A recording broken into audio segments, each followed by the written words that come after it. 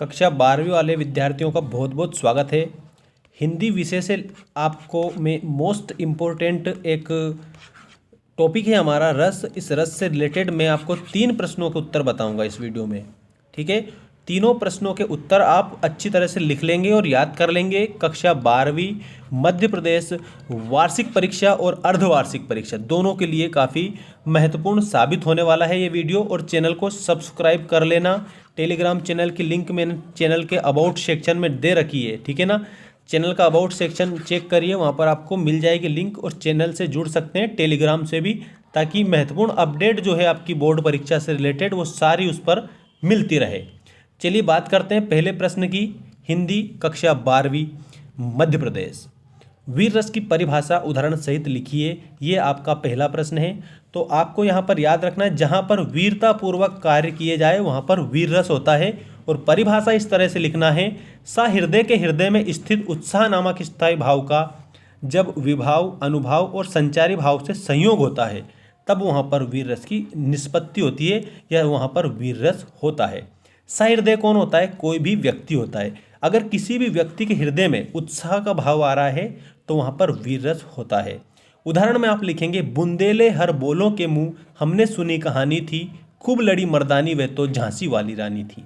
ये वीर रस का उदाहरण है। याद रखना, चमक उठी सन 57 में वह तलवार पुरानी थी, बुंदेलो हर बोलों के मुंह हमने सुनी कहानी थी, खूब लड़ी मर्दानी वे तो झांसी वाली रानी थी। इन पंक्तियों में वीर रस है। अगला प्रश्न देखिए, हास्य रस की परिभाषा उदाहरण सहित लिखिए। अब जो हास्य रस है ना दोस्तों, हास्य रस का स्थायी भाव है हास। ठीक है, हास्य रस का स्थायी भाव होता है हास। और हास्य रस सहृदय के हृदय में स्थित हास नामक स्थायी भाव का जब विभाव, अनुभाव और संचारी भाव से संयोग होता है तब वहाँ पर हास्य रस की निष्पत्ति होती है। अब उदाहरण देखिए हास्य रस का, कहा बंदरिया ने बंदर से, चलो नहाएं गंगा, बच्चों को घर में छोड़ेंगे, होने दो हुड़दंगा। ये हास्य रस की परिभाषा है। और एक और हास्य रस का उदाहरण मैं आपको बता दूं दोस्तों कि फादर ने बनवा दिए 3 कोट 6 पेंट, बेटा मेरा हो गया कॉलेज स्टूडेंट। तो ये भी हास्य रस की परिभाषा है।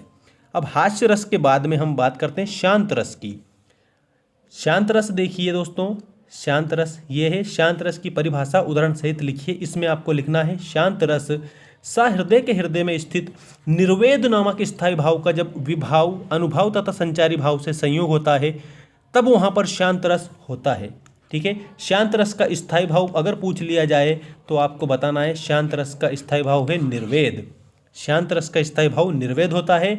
और उदाहरण देखिए, चलती चाकी देखकर दिया कबीरा रोए, दो पाटन के बीच में साबुत बचा न कोई, साबुत बचा न कोई।